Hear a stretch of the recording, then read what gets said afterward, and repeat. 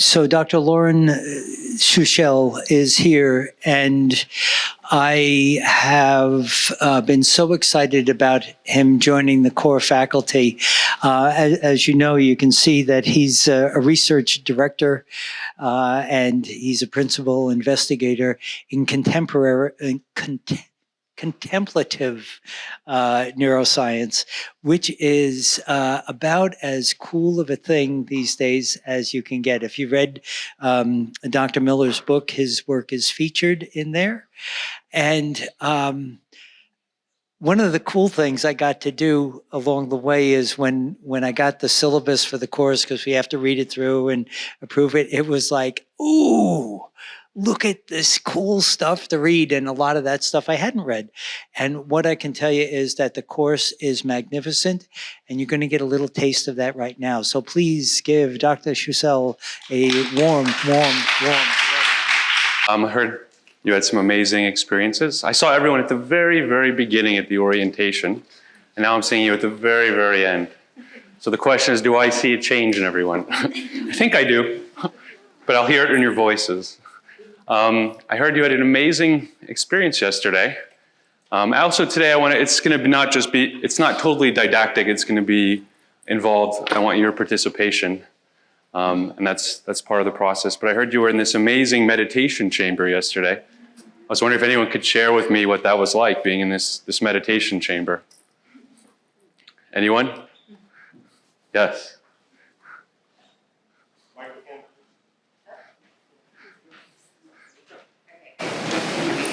Okay, I'll just speak loudly. Hi, my name is Melanie.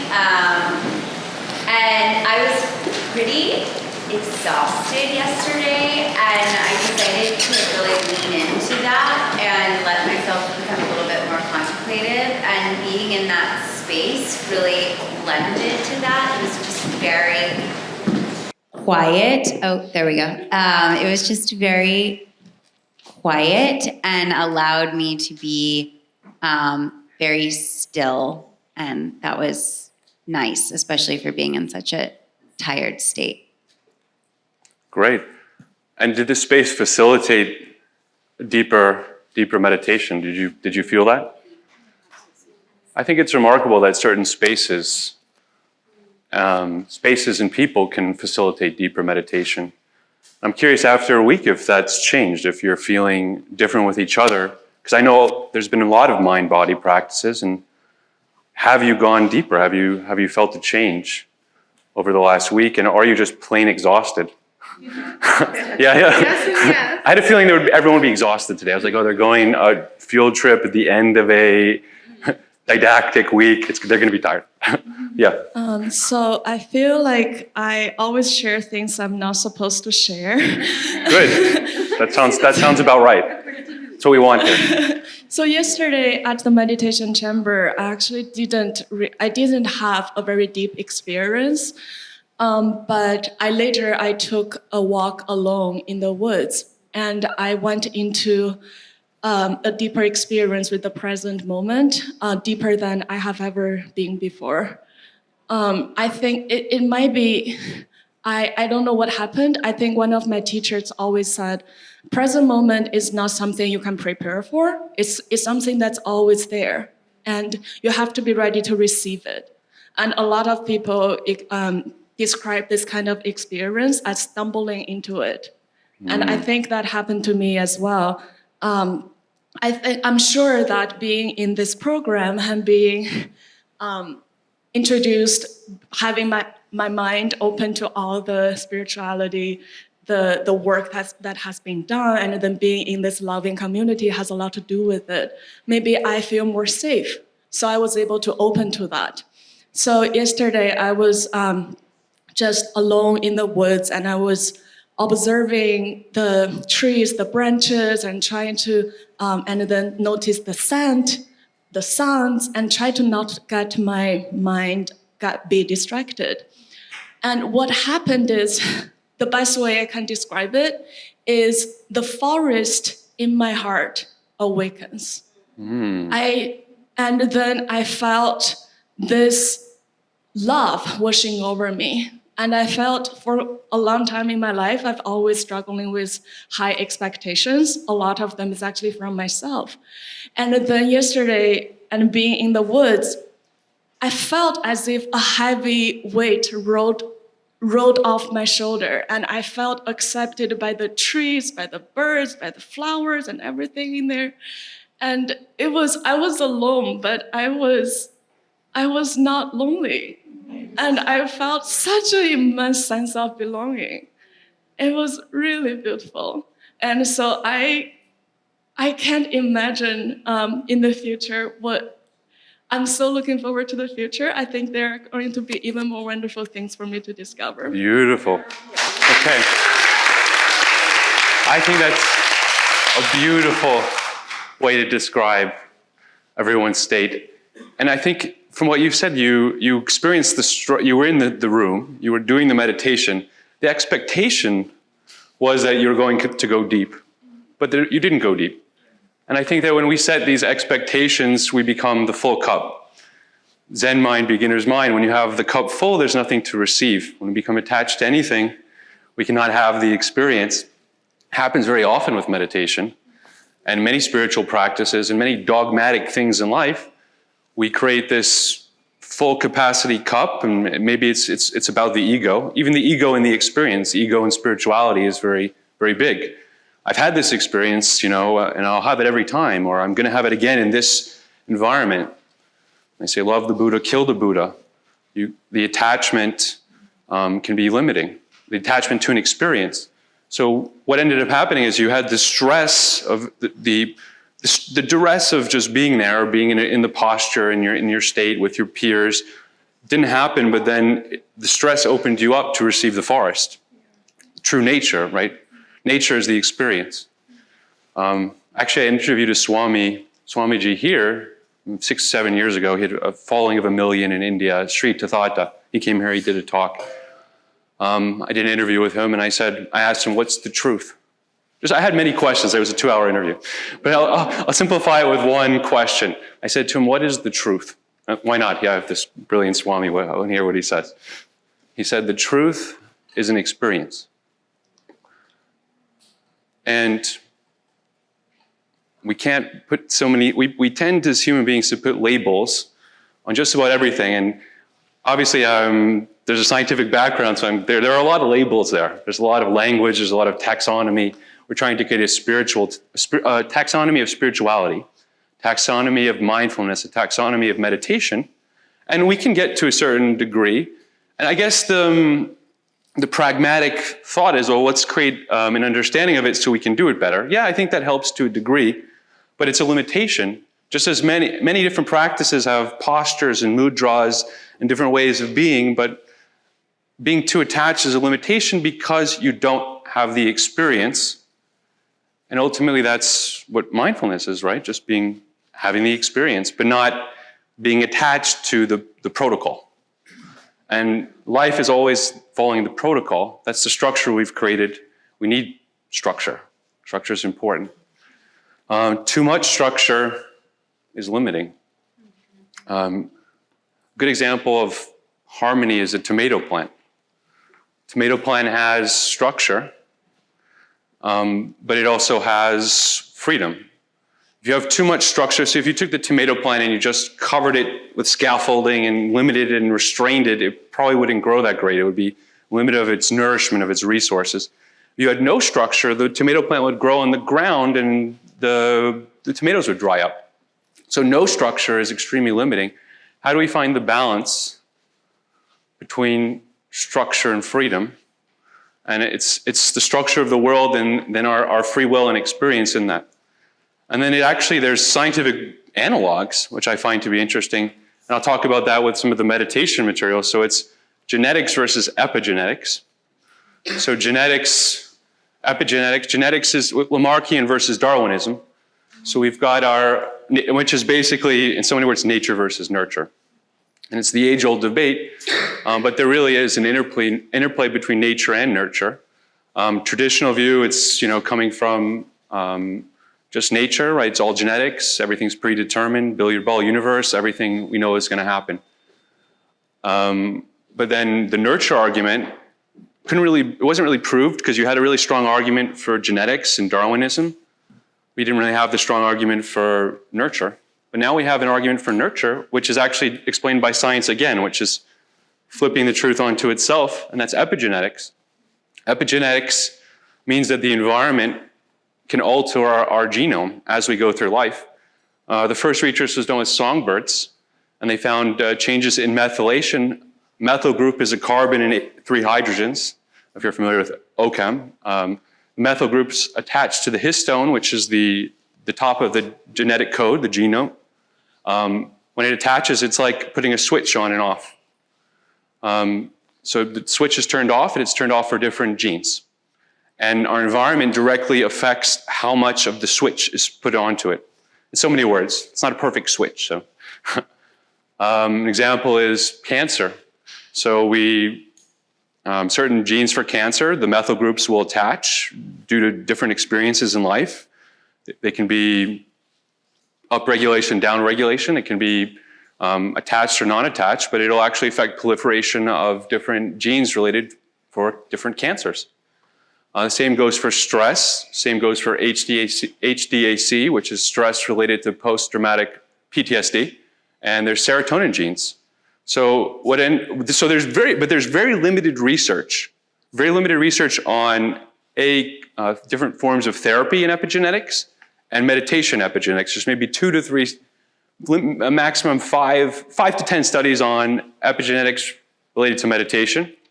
But there is really interesting evidence that shows that meditation in a very short period does affect the gene proliferation, does affect the epigenetic changes. So meditation can affect your genetic code in so many words. And the same for therapy. CBT did affect serotonin changes, genes related to serotonin for methylation. So I don't know how we went from the true experience into genetics, but that's where we were led. But the truth is that our experience can affect our being. So it's not all and it's also, I think this is another interesting question because it falls into the other theme of free will versus destiny, which is structure versus unstructure. So free will versus destiny is also genetics. So your destiny is, in a sense, your genetics. You were born with these traits. You were born into this life. You were born with behaviors, proclivities, tendencies, brain chemistry, destiny, right? Billiard balls are thrown, billiard ball universe. They're going to go in a certain direction. Free will is the nurture, again, is epigenetics. We're beginning to see that we can change our lives with free will. We can change our genetics with meditation. So there's so many people, it's just genetics, right? How many have heard that? It's like, someone did this, it's their genetics. I think that takes away of some of our locus of control. And I think it takes away our agency. So I think it's a dangerous thing to fall back on that thought. Agency, I'm a clinical psychologist as well. So agency is very important. When you take away agency, when you don't believe you have the locus of control, it does lead to higher grades of depression. So I think the thought actually is dangerous, that everything is controlled by destiny. Everything is controlled by our genetics. When we take away our power. On the other hand, if it's just free will, it's just a wild tomato plant where we don't have structure because we're not accounting for reality. We have structures in reality. We have latent structures in reality, and that's in sociology, it's the collective conscious. In psychology, there's the collective unconscious. Sociology has a collective conscious, actually. Turn of the century. All right, so I did a lot of talking, and now I want to take everyone into an experience of, I think this is akin to nature, which is just sound. Ultimately, sound is what nature is. So it's a practice. I'm going to take you through today a series of practices. And they're part of a technique that I use in therapy. And I use with big groups too. And I'm sure many of these elements you've done before, since most of you, I imagine, are very deeply involved in mind-body, mindfulness, and you're, gone to meditation retreats for weeks at a time. And then, which again is a limitation, because you're coming in with expectations for what you can experience, and you're coming in with a ideology, and some can be dogmatic, and some can be zealots about your ideology, and then you don't experience. I'll share with you some of my own experiences where I didn't experience. And it's like a failure of your experience. So everyone, close your eyes. We're just going to listen to the sound. So I'm going to hit the bowl, and the goal of this practice is to listen to the sound as long as you can hear it. It's going to resonate, and when it fiddles into nothing, I want you to just listen, even nothing. The sound that doesn't exist. Or does it? So everyone close your eyes and listen to the sound.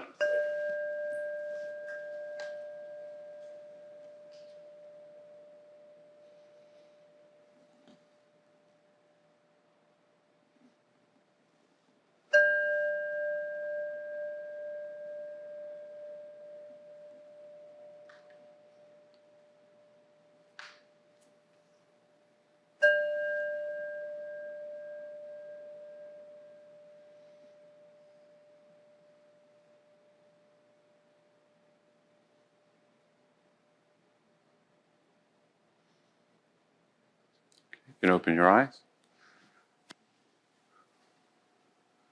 Did I give you enough of nothing? I think you need more nothing. Yeah. Okay, one more time. I want more nothing.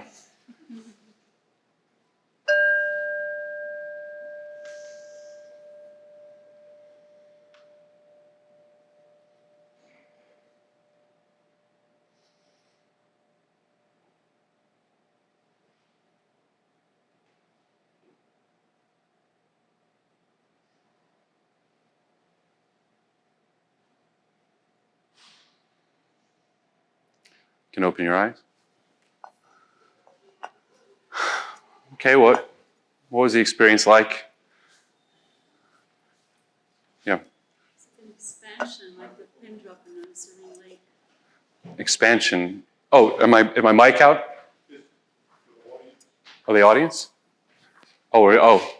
She says an expansion, a pin dropping on a lake. I think that's the image, right, of a sound dissipating. Has anyone done sound healing before? Sound baths and all sorts of things? Yeah, I'm sure many, right? What was your experience with sound baths and sound healing? Yeah. Lean. The first time I did it, it was incredibly profound, and I was really surprised because I had no expectations, negative expectations. I really didn't think. I thought it was sort of silly and didn't know what was going to happen. And I went to the back of the room, and it was crazy. It was like I felt like I was transported to another place physically. It was like I was wrapped in like this vibration. I felt like I was on a ride as a kid, like being moved around, and I was just lying on a mat. So, and it was really like, I felt like my whole body had been turned around. So it was really incredible. And I've since gone a few times, and it's always been as strong, even in different ways. So it was surprisingly amazing, because again, I really didn't expect it to be. Beautiful. I think sound can be very transformative. What's interesting about the bowl is actually the physics of the bowl does create a certain kind of frequency. So they've done actual research. The diameter does affect the bowl. And there's a standing wave that goes within the metal of the bowl. And that frequency can be akin to 7 hertz, around frequencies of the brain waves of meditation, which is interesting. So in a sense, this was an ancient technology because monks would use their bowls as a way to go deeper into meditation. Also, it was used for food in the monasteries. They would eat out of their bowl, and it says in so many words, you're eating your meditation. You're being nurtured, and also if it's made of copper, it's cleansing. Actually, there's ions, and there's a kind of a cleanliness to it, kills some of the bacteria. So the purpose of this bowl, the purpose of the bowl is to hear at least from Vedic culture, is to hear pranava, the sound of Om, sound of the universe. And in a sense, this is the sound of nature too. So when we're listening in a sense for the sound of the universe, and different metaphysical, spiritual traditions, they do categorize these experiences, and there are different tones and sounds, and there's different resonance. And those of you who have those sort of experiences, some are clairaudient here, some people have sensory perception beyond both visual and auditory. Maybe you're more sensitive. People are intuitive. So people do go into trance states and hear beyond the sound.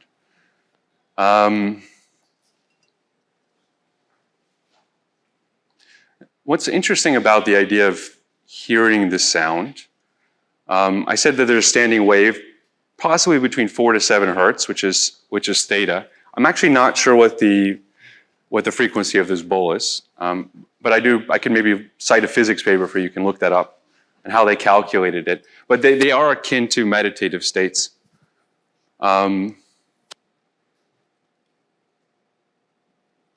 So who does anyone use sound healing like regularly? Who uses it? Okay. Yeah, I have bowls that have been tuned to Hi, my name is Cheryl. I have bowls that have been tuned to the chakras, and we'll try each one to find where I'm blocked. If I am in a space where I can make one bowl sing very quickly, I move on to the next bowl. And that's when I get into the meditation of, if that bowl doesn't sing right away, I know that chakra is a little bit blocked. So then I just try and meditate with it to get it to sing. And then I move on to the next step to help cleanse. Okay, so that's interesting, I think. Has anyone seen these bowls oscillate to each other? You see one bowl and you connect it to another. It's the same as a tuning fork. The tuning forks oscillate to each other. And I think this is the idea of resonance, right? We oscillate to each other. Dan was talking about these networks, and these networks are oscillating. Laughter is a form of human oscillation, right? And actually, so the brainwaves responsible for laughter are gamma waves, gamma spectral waves, and it's a high frequency brainwave. What's interesting about the bowl, aside from being used by monks, it's actually has a tradition in psychotherapy. And it's the beginning of psychotherapy. So Freud's mentor, Charcot, would use the glass harmonica, which is essentially like a glass tuning fork bowl, to induce trance states. And the idea was dealing with hysteria, but dealing with hysteria through trances. So bringing people into a trance. This is Freud's mentor. So our traditional patriarch's psychotherapy was actually rooted in sound healing. Charcot was believed in Mesmer. And Mesmer was basically a scientist at the time who, you know the term mesmerize? So basically, trance is defined by the man's name. So I think he induced many trances in his time. His notion was that his dissertation was on the magnetic flux and how a magnetic field connected everything on Earth. And he was trying to induce healing through the trances. He was into alchemy, he would wear robes and did some funky things. Actually, Mozart would attend his clinic. There was a lot of skepticism around him because many women would attend and they would go into trances, and the men became very cynical of what was happening. And Mozart was known to be kind of a wild guy too, so I can only imagine. It's funny about the history of this, because he was inducing healing through trance states. Actually, a number of healing practices do put people into trances during the healing practice. Clinical hypnosis is one. Clinical hypnosis rooted in mesmerism. Different healing practices, pranic healing. If anyone's done pranic healing, you'll bring the person down and they'll start to fall asleep. Many healing practices will deactivate you and put you to sleep. Back to the history. History can be boring, but what's interesting about the person who discredited him was a famous American who tried to discredit him. There's the French the Royal Academy of Sciences in France. He was a very famous American who tried to discredit him. Anyone can take a guess? That's too hard of a question. And the Socratic can be annoying with that. But it was Benjamin Franklin. So actually, some of our Western science is rooted in discrediting the healer who was bringing people to trances, and rooted in sound healing. So there's a duality there. But Benjamin Franklin even wrote a book on dreams. I have a book, How to Induce Dreams. It doesn't really go anywhere. I read the whole book. I was like, where is he going to get? I know I'm going to get something good from this Benjamin Franklin book, and then just was like, don't wear dirty clothes to bed. It was like it was almost like superstitious. I was like, oh, okay, I thought I'd learned something, but I didn't. It was purely superstitious on how to have good dreams. I'm sure some of you know how to have good dreams. Part of the lecture we'll talk about dreams and how we can connect to different states of mind, different states of dreams. So actually the next one I'm going to do, we're going to do a breathing practice. We did the sound healing. So I'll start with the sound. And the breathing practice is going to be, I'm going to say, tell you to pull your breath up from the base of your spine. And I'm going to count 1, 2, 3, 4, 5, 6, 7. Doesn't have to be exact timing, just to guide you. And you're going to hold the breath at the top of your head. And then you're going to release. 7, 6, 5, 4, 3, 2, 1. Okay, everyone close your eyes. We're going to listen to the sound.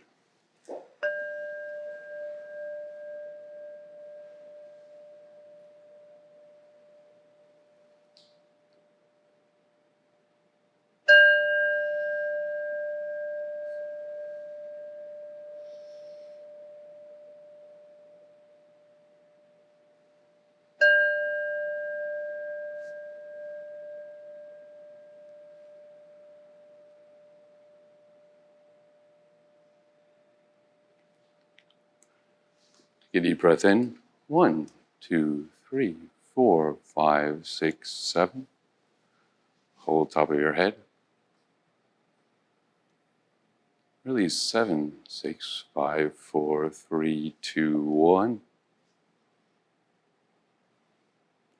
Take a deep breath in. 1, 2, 3, 4, 5, 6, 7.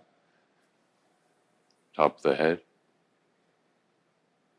Release 7, 6, 5, 4, 3, 2, 1. Take a deep breath in. 1, 2, 3, 4, 5, 6, 7. Top of the head. And release.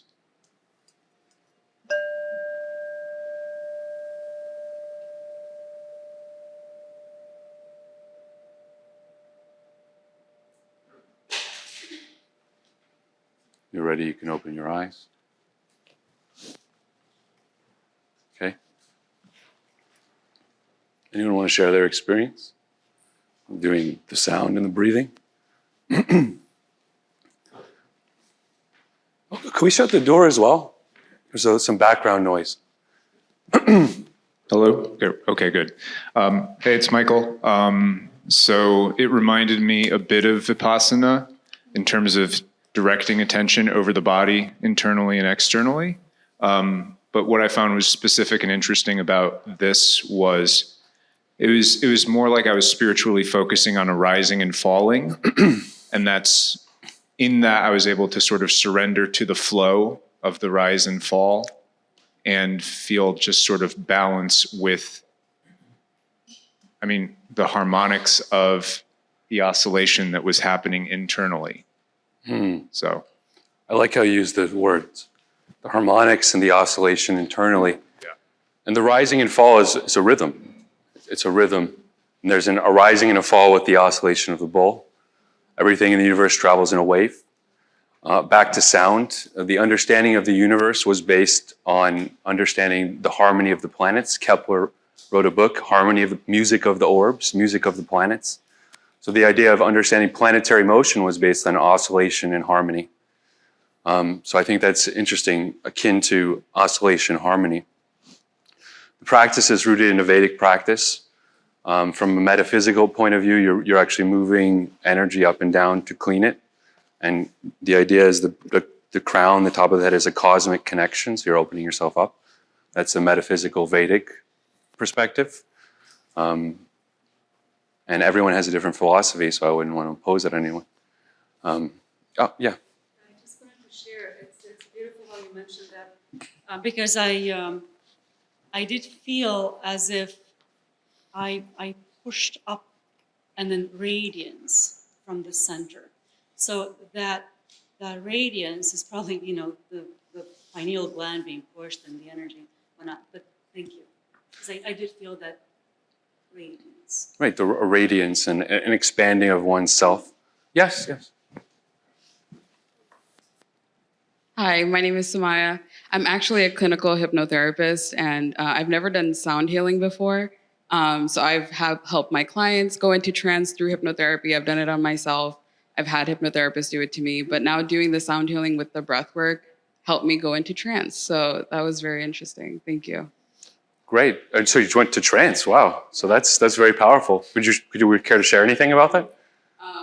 Sorry. It's kind of like an outer body experience. Wow. Where, I felt like something came out of me, like my soul kind of, but in a really calm place. Yeah. You said that so nonchalantly.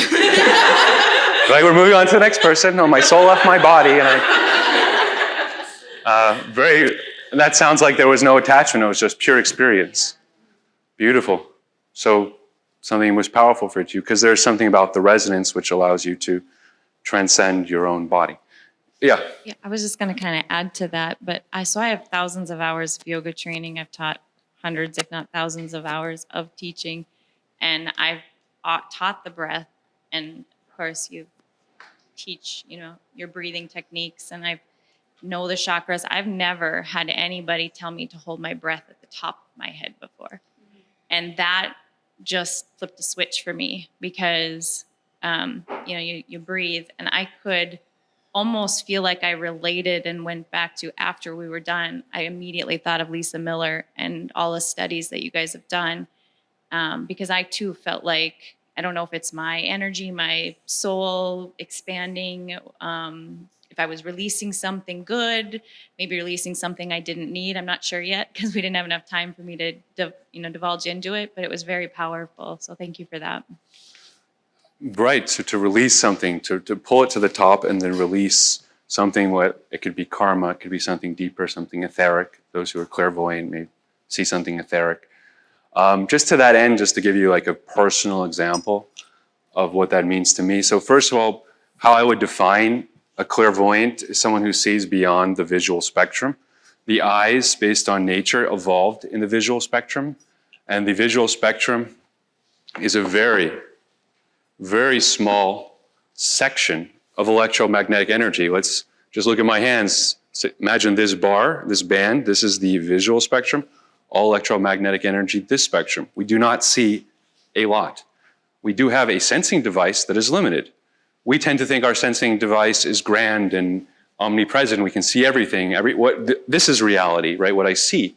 We do not see so much, and that's, there's analogs and so much culture about that, but we do not see beyond physical reality. I've noticed that there's some people who can see more, and what are they seeing? Maybe they're seeing more colors. Some people have, I think, tetrachromats. They have genetics for seeing 100 million more rods and cones, or a billion more rods and cones. They can see more colors and get more information from colors.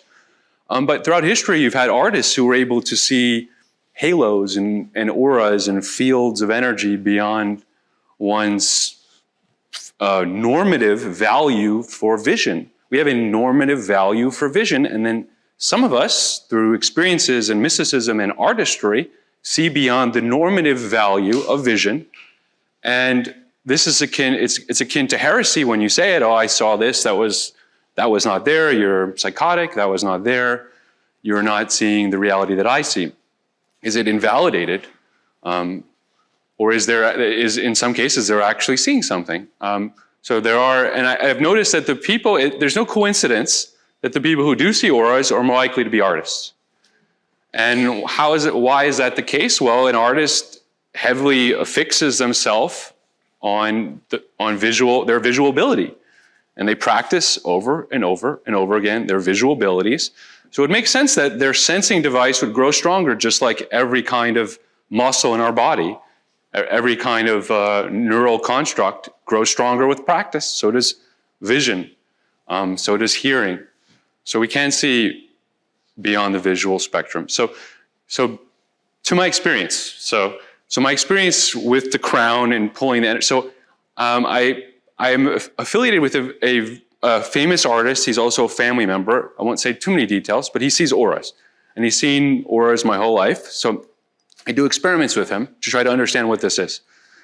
The way I understand it, I'm sure there's going to be many different perspectives on it because we get into foo-foo, kind of the foo-foo spirituality where it's pure experience and we don't know. There's no normative value. So that's why I want to create a taxonomy for values. As much as I was saying that's limiting, it's also a way to understand reality better, right? There has to be normative values. There has to be cross-cultural experiences. There has to be many people experiencing something similar to put it into a category. My experience with the artist who could see my aura, whatever that means, and for him it was my thought in the moment. So my thoughts, I mean, we always hear that the term thought is vibration. Well, in a sense it is. A thought is a state of physiological activation and in a sense vibration because your heart is vibrating differently with each thought. Anxiety gives a different vibration than calmness. And aside from the actual change in frequency, there's also change in the wave itself. There's coherent heartbeats versus discoherent heartbeats. If you're familiar with heart math, when you go into deep meditation, aside from reducing the heart rate will become more coherent. It will become more symmetrical. If you look at the wave, it is more harmonious. It's a sine wave that's continuous versus a very erratic and aberrant wave. My own research at Columbia, we did this practice, and I'll take you through the whole thing, and the hearts became more coherent through a meditation practice with loving kindness, which will come next, and with the crown focus. So then the heart became more coherent, and it doesn't even take that to create a more coherent heart. Anger, negative emotions do create more discoherence, more erratic heartbeats, and the nature of the heartbeat aside in the symmetry of the heart rate variability. So back to I didn't finish the story. So as I'm going through, the physiological, I was in Los Angeles and I was in traffic. And first of all, I do tests on meditation, and sometimes I'll meditate and he'll see gold. He'll see something, like a kind of what we would think is a better color for that. Like purple gold would be more when you move everything up to the crown and you're in a deep state of deep meditation. If you have some kind of fear, there's more grays and more blacks. He's not that into spirituality, so he's not actually familiar with what the literature is, which actually to me is more revealing. It makes me feel more confident that he's actually just telling me reporting what he's seeing.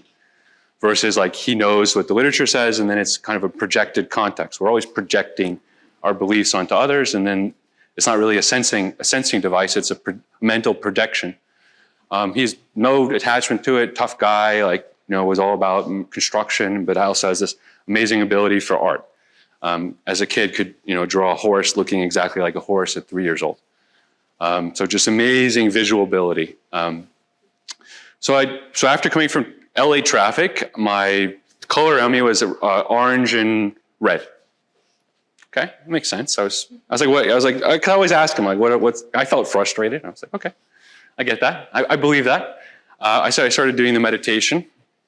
Starting meditating. I just started actually up here. Was meditating. He said green. Green is actually more in the heart generally. Oh, okay, something's happening. I said, all right, I'm going to do this where I'm pulling the breath up and down, and I'm going to hold it at my crown at the end. By the time I just said, what do you see? I mean, I'm not asking, I'm just asking for feedback as I'm doing it, and I'm holding the state. When I got to the crown, it changed to gold. So orange, red, frustration, changed to gold. Free will versus destiny. We can change our state.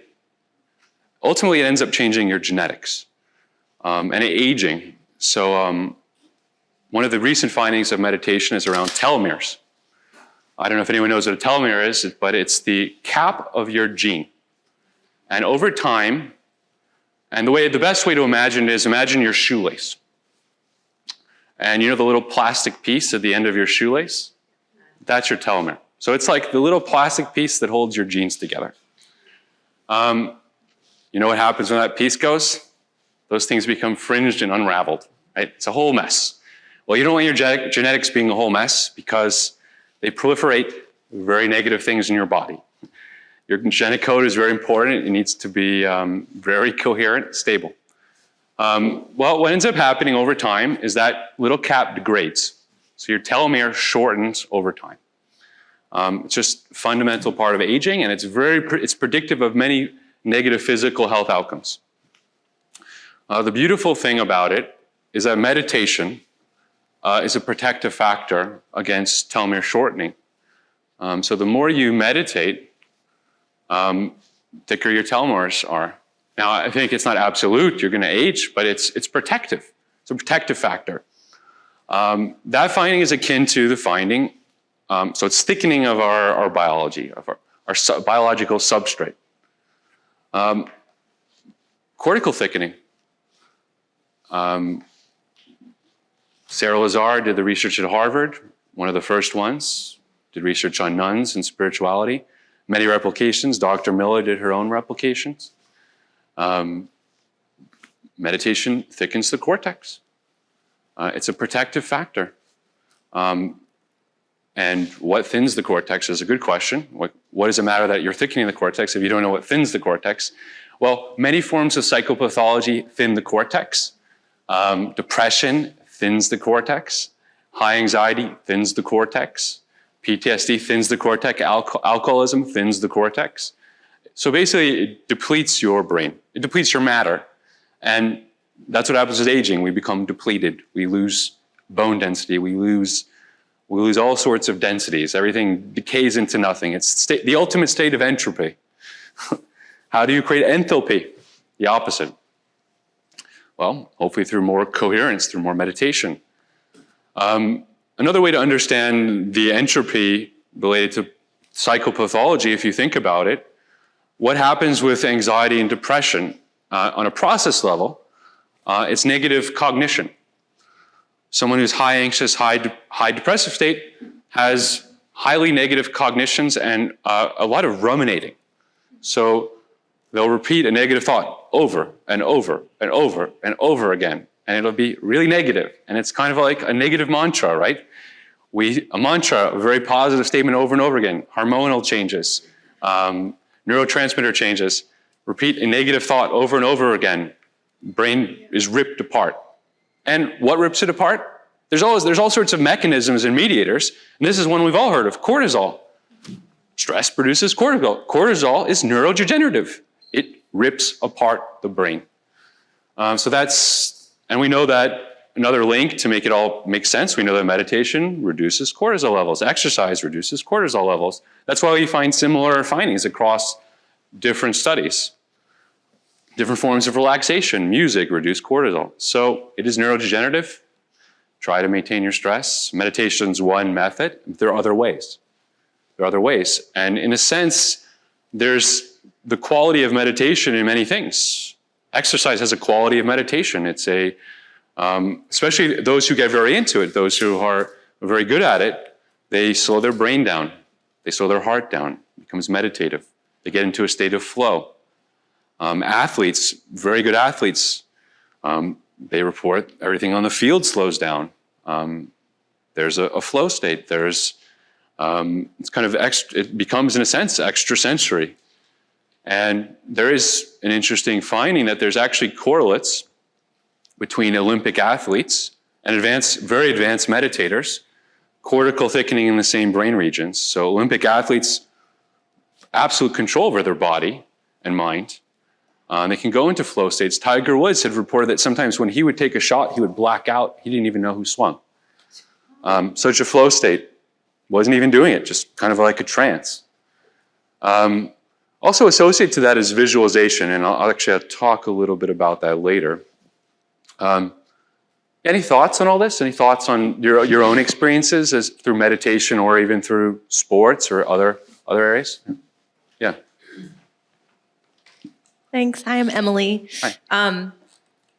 It sounds like what you're talking about is like also, I know I'm probably getting a little into the woo-woo side of it, but like time bending, where you get the essence of like time speeding up or moving faster based on the experience you're having in the flow state. So for example, if you're like, I'm a theater kid, so I have sat in shows that are 90 minutes, no intermission, and they feel like they're 8 hours long, and then sat through a 3-hour play that feels like it's gone in no time because of the engagement of what's happening. And so it's just made me think of like that essence where, time can sort of fill the space that you make available to it in that flow state. Oh, yeah. So actually about that, it's about time, right? So what's interesting is that as you get closer to the speed of light, time ceases. Time slows down. Time ceases to exist. Crude kind of analogy, but there's the kind of phenomenology of experiencing light, experiences of inner light during meditation. We have a study that there's Zen meditators experience the inner light, produces alpha blocking, which is a brainwave, but I kind of have to frame that in a context. So it's the same gentleman the same close individual who saw the auras. He said he went into, I'll just share his experience. I won't share my own. But his experience is that he was doing a meditation. He wasn't really into meditating, but he would just go into trances through art. He said, I'll try a meditation, just really focusing on it. He said he left his body. Okay, left your body. It's crazy. First time meditating. Okay. Well, he was already meditating. He was just doing art all the time. He was going to trances. He said left his body. He said he became pure energy. Pure energy. He became pure energy. He became just pure energy. He was light. And he was looking down at Earth. And he said that he saw that Earth was kind of like a little more decayed, like more of a decayed state. And actually what brought him out of it, he said for 1 second he thought he judged someone.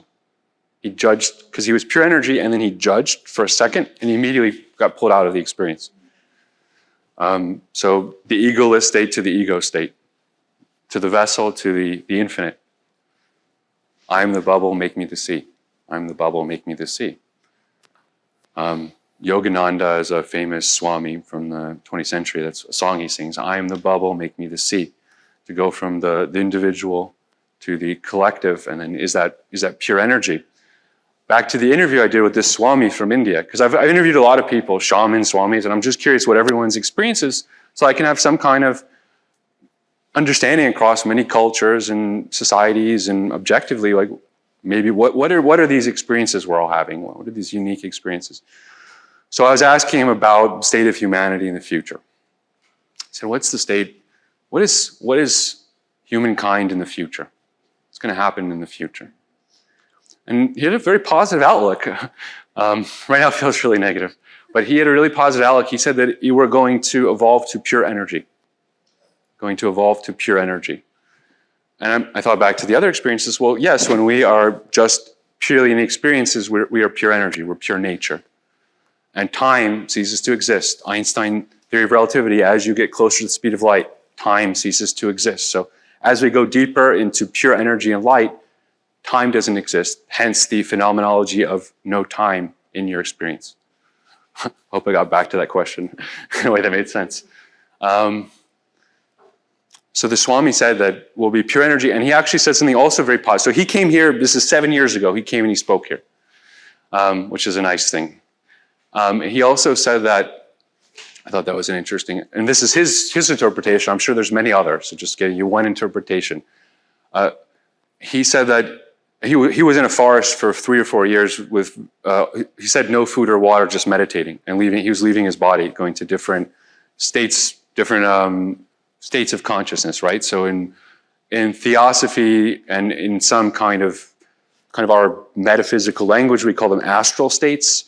I think it's popularized astral projection. Has anyone heard of that? Yeah. Okay, yeah. So the idea of leaving one's body, out-of-body experience is described in the context of astral projection. So he said, I am astral projecting. I'm going into different worlds and different states of mind, different states of being.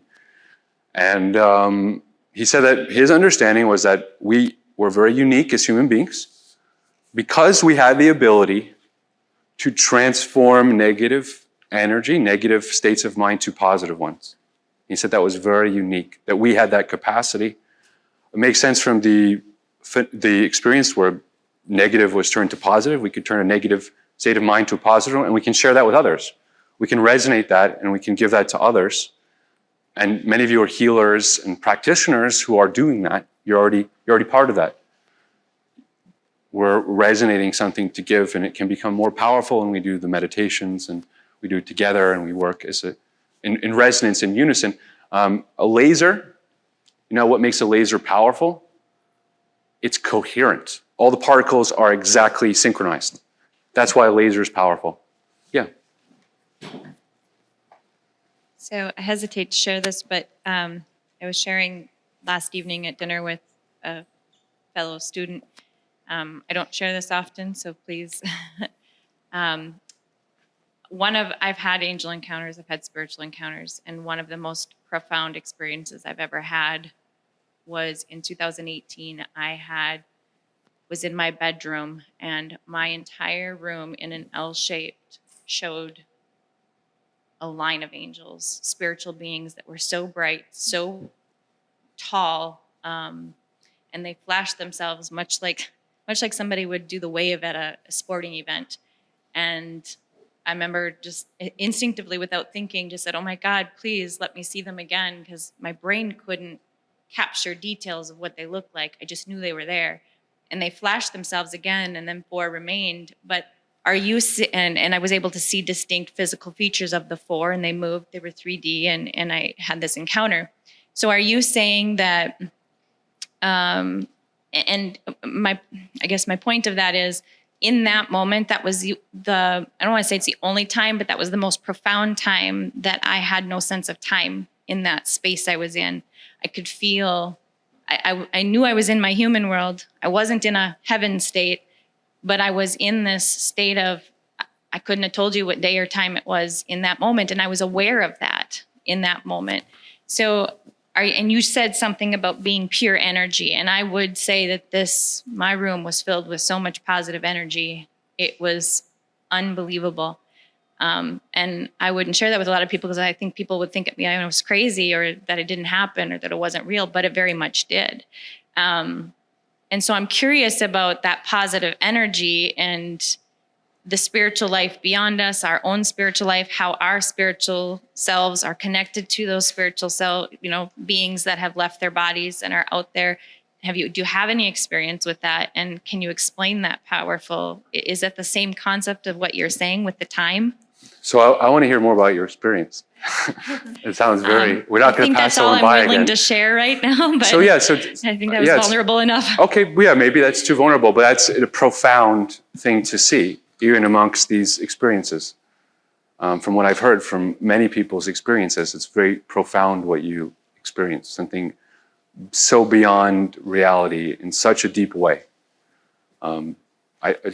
I would love to hear more. If you feel comfortable, you can talk to me about it. But I think or share with your cohort. I think it's a very profound thing that happened. But are you thinking that sense of time, or lack of it, is that pure energy that they were giving off, and then, interchange? I don't want to color your experience with my opinion on how do I put time into this or not time. But it is said that those experiences are timeless. That state is timeless from many different philosophies and cultures. So there's a timelessness to those states, that the world beyond us. So what do I know? I don't want to color your experience. So I can only speak from like a reductionist, the taxonomy of reductionism and what we know about science. And then I can give you some phenomenology on what I know about experiences. I cannot say they're true or not. But I can say that it is true in the sense that you experienced it, and we can appreciate that. And then I think it's important what you said about people might call me crazy, right? Yeah. And that's when we get into this very muddled territory of categorization, right? We're in founding program for psychology and very much about categorizing. Mental health is categorizing. We put clusters of symptoms into categories. The field got into trouble, right? So many people are having these amazing experiences, mystical experiences, but they're not pathologized. There's nothing wrong with them in terms of like even depression or anxiety. Maybe there is, but they're having this experience. So what is happening? So the people in the field would say, this is schizophrenic. You're schizophrenic. You are hearing, when you hear things that are not there, you see things that are not there, you're schizophrenic. You need help. I think 50 years ago, they probably would have said that about. You need help. I think there's a more of an understanding. So it is a break from reality, but that's not necessarily a bad thing. So you can break from a reality in a state of entropy, which is total disintegration, which maybe would be schizophrenia. And you can tell by looking at the continuum of the ego to know. And we can call that a moderating variable. What's underneath? So if there's complete ego, which I would say is someone who's very schizophrenic. And why do I say ego? Because imagine this is a schizophrenic delusion. Everyone in the world revolves around me, hears my voice, and knows what I'm thinking. Pretty ego-based to believe that you are the center of the universe, that you are not part of a normative reality. If I was saying I was the bubble and making me the sea, this would be a puddle that's separate. You've separated yourself from a normative reality. I said a laser, to be powerful, is coherent. This is highly discoherent, separate, has no energy. A laser has ultimate energy because it's completely coherent. Everything is resonating in the same exact way when that laser shoots. This is completely discoherent and separate from a collective. And I also would say that's highly ego-based, and the separation is all ego, said through so many examples just now. But you can break from reality, alternate consciousness, break from reality in a very coherent way with a mystical state or a near-death experience or a projection where everything is completely controlled, coherent. We know that the biology of the experience is coherent because brainwaves are coherent, heart wave is coherent. So actually, the matter which composes the coherence is synchronous. You're composed of matter, you're composed of particles. Your brain is composed of particles. So we see that an indicator here says synchrony, an indicator here says synchrony. We know that person's probably synchronous. They're meditating and they're going to an altered state of consciousness in a way of coherence and synchrony. Why is that schizophrenic? It's not. I mean, it's not. It is maybe from like a very limited cluster-based definition on a book that had many kind of dogmatic and terrible things in the past, but also is practically incredibly useful because we need to understand normative values for depression, anxiety, and things that plague society and have a taxonomy behind it. So we know where to put everyone. Okay, depressed, what interventions do we do? How can we be more effective helping them, right? So it is effective. But then in that respect, it's not effective. That's why I wouldn't, definitely shades of gray, it's not black and white. So there's no right thing to do. We can use every tool to help us and work with those tools. Yes. Hey, Lorne, I'm David. Hey. So your original question, coming back to that, was, has anyone ever experienced this through athletics? Oh, yeah. And so I want to bring it home to that. Growing up, I was a competitive tennis player and started competing in national tournaments. And I don't know if anyone in the room knows what tennis parents can be really mean. Oh, yeah. And they would say mean things on the court. And I think I was 13 or 14 competing in these tournaments. And I got so anxious on the court that I started choking a lot in my matches. I couldn't complete them. And I was losing to players that I should have been beating. And my coach at the time said, you have 30 seconds in between each point that you can calm down your nervous system. So introduced me to some of these practices, had me read The Inner Game of Tennis, which totally changed my life. And what I began to notice was that I could access that place of calm within 30 seconds with certain types of exhalations. And my game went to good to very good. And it was transformative. And now we see professional sports teams bringing mindfulness in. I work with the San Francisco Giants, the Golden State Warriors, my team, who just won the NBA championships. Woohoo! Warriors. Yeah. So that's one of their 4 values is mindfulness. And the Seattle Seahawks also, their coach has all their football players read The Inner Game of Tennis. beautiful. And they have a mindfulness coach for the Seattle Seahawks. So sports is a powerful doorway into the realm of tapping into these powers that are way beyond ourselves. So I have a good tennis example for you. Yes. So, anyone who Roger Federer is? Okay. Well, they were saying for a while he was the greatest tennis player of all time, and now you have Nadal pulled away. But for so many years, he was the greatest. And he said something interesting about, and it's a theme to what we've been talking about. He said something interesting about his performance, how he approaches the match. He says, I come in with an absolute plan, knowing everything about my opponent, and at the same time, I try to be free. So I think it's in a sense like a living meditation, and it's what I was saying about structure and freedom. And why I was saying that is because I feel that's what balance is. So he came in with the absolute plan, and it's also very mindful, right? He's like, I'm just being in the moment, right? I know everything. I know the postures. I know everything about meditation. I know everything about tennis. I know everything about my opponent, but I still am going to be free in that moment. And the way he played is almost poetic, like he's like dancing. It looks like he's like dancing on the court. He's moving in such, and that's, to me, his movement is the reflection of flow. You're seeing it in the way he is. So I thought that's beautiful. And then tennis players, many are using visualization for many years. There's different types of visualization that can be more effective. Some are using sense deprivation tanks. I know that Stephen Curry was going to sense deprivation tanks and imagining his shots every single time.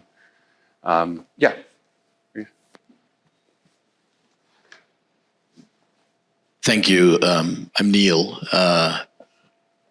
I've been trying to sit here silently,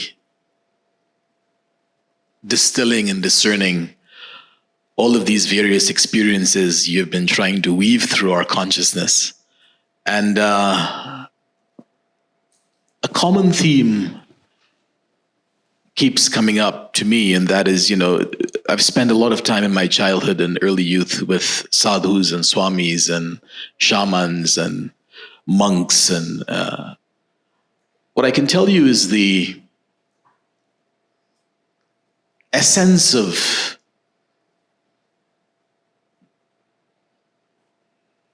looking, or the search for that space of nothingness that you asked us to listen to in the beginning, more nothing, is really getting in touch with the witness. And I feel that if we are to witness and sit with ourselves, truly sit with ourselves, and witness the listener behind the individual who's listening to this voice that I'm speaking with right now, and the thinker behind the thought that's thinking the thought, and the air behind the listening organ that's actually really listening, I think that presence, without judgment, without rigidity, has been there long before we were born, is here now with us, and will forever be there. Because that, to me, is the absolute existential ecstasy or essence of who we are. I choose to call it the source. I choose to call it the empty space of pure consciousness. Because to me, it is from there everything is born and everything returns. Yeah, it reminds me of, I'm sure you've read it, Sri Tathata. I'm sure you've read Nisargati, I Am That. That's what it sounds just like, I am that. That's one of the readings for my course. Yeah, so I have a PDF I give to you, I Am That. And you can look at quotes of I Am That, where it's, I am the pure witness. It's interesting that, how do I relate this to science in some way? Yeah. So actually Schrodinger The founding fathers of quantum physics, actually, he really was into the Vedas. And there's quotes from him talking about how there's only one person in the world, and it's the I. And to understand the I from everyone. And I have a book chapter, and I can send it to you. I have a quote from Schrodinger, and he puts it in his books. Some of his books about his belief that there's only one voice, the witness, as you said. Who is speaking? Who is the speaker? Who is the observer? I am that. Yeah. A lot of this is hitting home for me in regards to even the beginning with the epigenetics, and I became maybe overly obsessed with recovery. I used to be an athlete and got this inside tracker thing that would tell you your biomarkers and what you're predisposed to, and tried to eat perfectly and mix that with like an 8-sleep mattress, trying to get the best quality of sleep. It's interesting that this week, being thrown into the fire of New York, everything's new, yet doing a lot of practices that are spiritual and meditation, visualization. I've been able to track my HRV with usually is, while in sport, which is HRV is, I don't want to act like I know everything about it, but it's supposed to track your ability to cope and handle stressful situations, and it's used as a recovery measurement. But it's not skyrocketed, but it's been above average this past week as I'm kind of indulging in these more spiritual meditative practices. And I don't know if I have a question, but I guess I just wanted to highlight that, I feel like I'm experiencing that, and I feel like that's a cool thing for athletes to incorporate in their, journey towards recovery and trying to be the best that they can be. Right, so just to have the experience of a biomarker, yeah, so that it's helping, it's transformative, and that the intense meditation retreats, was that just 2-3 days did create the epigenetic changes? Yeah.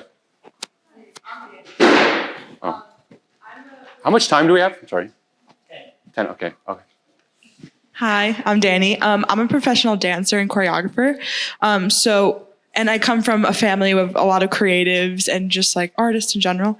But talking about like feeling one and getting into that flow, like when I hear music that I resonate with, like I get that strong imagery of like how to create a visual for it, like whether it is through dancers or it's even like other arts that I do, like photography, painting, whatever, it's all from music. And just hearing you speak about all of this like resonates so hard with me because like you're giving me the language to understand what that is and what a lot like my community experiences. So thank you. Beautiful. So I'm going to take us now back into the experience, because we may be lost in words. And there's a lot of very powerful ones, and I think that they have pulse. And there's different stratas of society. So this whole process it's a meditation visualization. The next step will be just kind of a silent breath, kind of a nothingness. And then we don't have too much time, so I'll do that, and then I'll finalize with it's a visualization of your best self. That's something I've done with this program for the last 11 years. It was one of the beginning visualizations we started using with people. So close your eyes, and we're going to listen to the sound.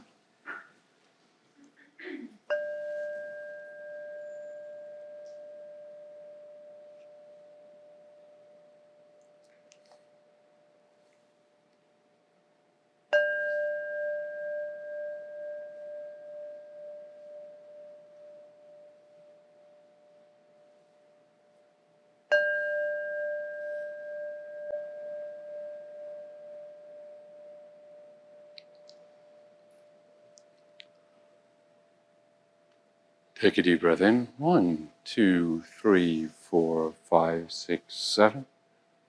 Top of the head. Release 7, 6, 5, 4, 3, 2, 1. Take a deep breath in. 1, 2, 3, 4, 5, 6, 7. Top of the head. Release 7, 6, 5, 4, 3, 2, 1.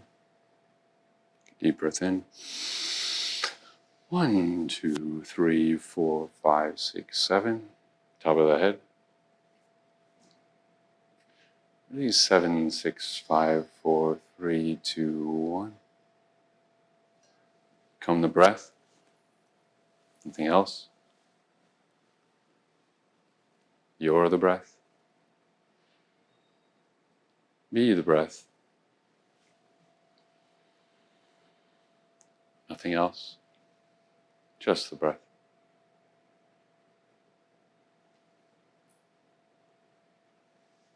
You're the breath.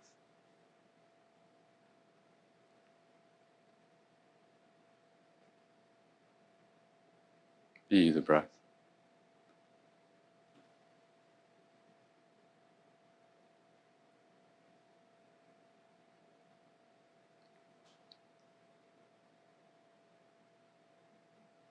Take a deep breath in.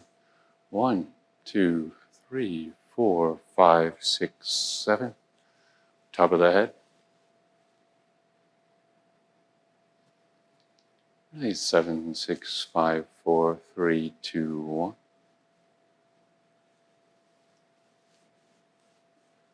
should imagine your best self. Who are they? What do they like? What do they do?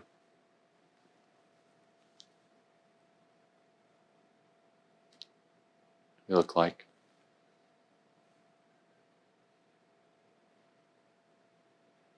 Emotions. Feel like.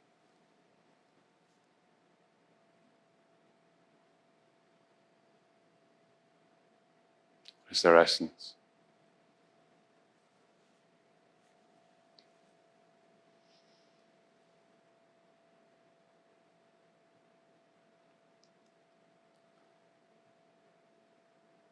Imagine your best self come closer to you, warmth and loving kindness. Embrace you. Give you a hug. Warmth and loving kindness. Top of the head. Neck. Heart. Stomach. Legs. Feet.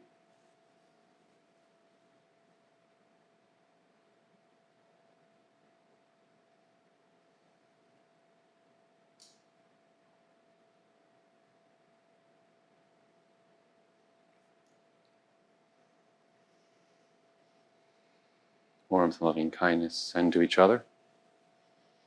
Loving kindness to each other. And receive. Send again.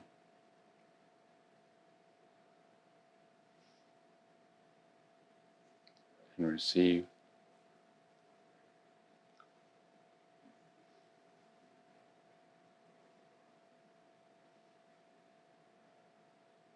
Send to the city. Receive.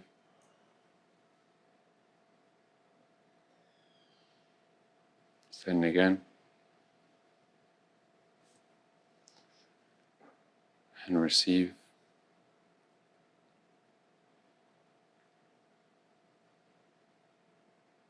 Send to earth, loving kindness. To all of earth. And receive.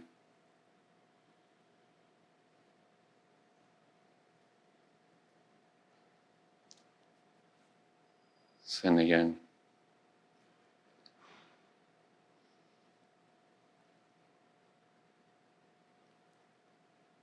And receive.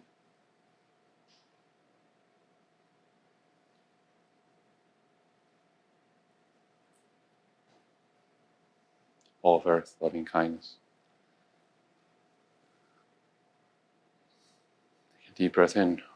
1, 2, 3, 4, 5, 6, 7. Top of the head. Hold. Release. 7, 6, 5, 4, 3, 2, 1. Focus on the heart, the life energy at the top of the head. Thank you, thank you, thank you. Love universe. Thank you, thank you, thank you. Love existence. Heart, top of the head.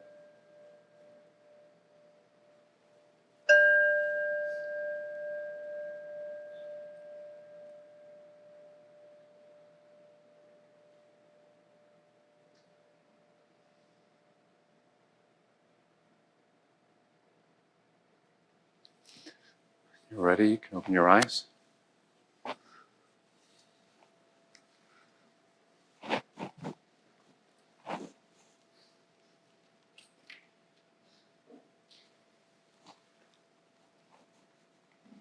Anyone want to share anything they experienced? You don't have to either.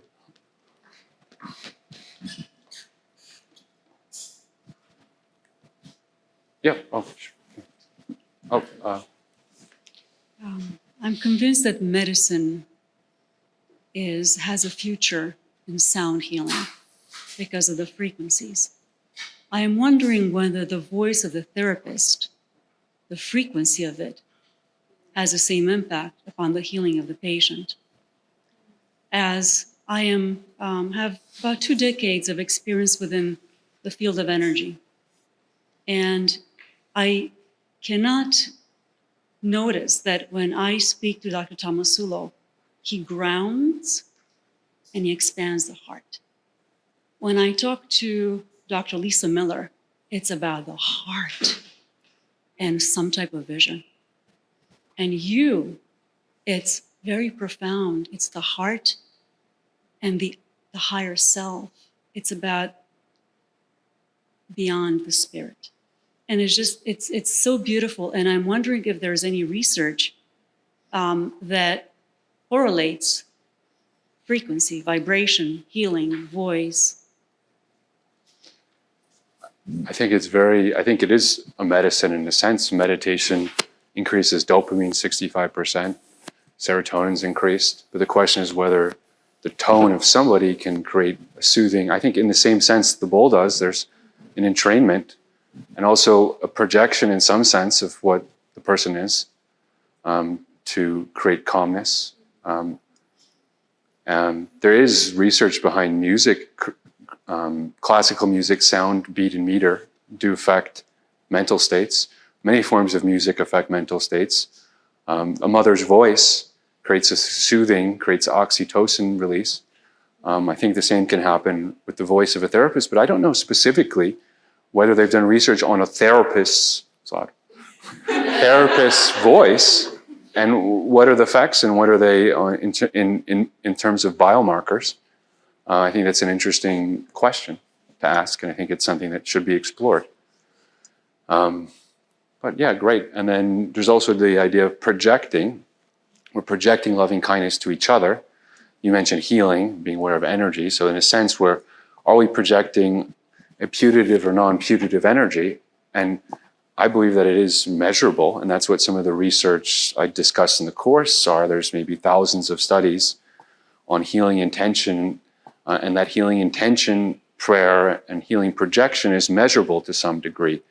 And some would call it healing, energy healing, pranic healing, Reiki, distant healing, Barbara Brennan healing. There's many different forms of healing, but what's the substrate? Just like we said, athleticism and meditation are similar because it's a state of mind that's focused with controlled breathing. In a sense, meditation can be defined as anchored and non-anchored, but that can be pulled over to healing research. It's those same principles, but then projecting an intention or a visualization onto someone, and why, for some reason, that creates a physiological change. But perhaps for the same reason it does that, so does a voice. If a voice can create a physiological change in someone else, why not the projection of this invisible force? Call it chi, prana, numya, many different cultural explanations. Prana, India, chi, China, numya, ancient Greece, or even Pythagoras at one point said we're beings of light. So these ideas are not even new in any sense, and they're very multicultural, cross-cultural, and carrying us across time. The societies and civilizations throughout our existence. So I feel that's maybe a good tone to end on. But how much time do we have left? That's it. I like it. I like it like that. And you can end with my loud voice.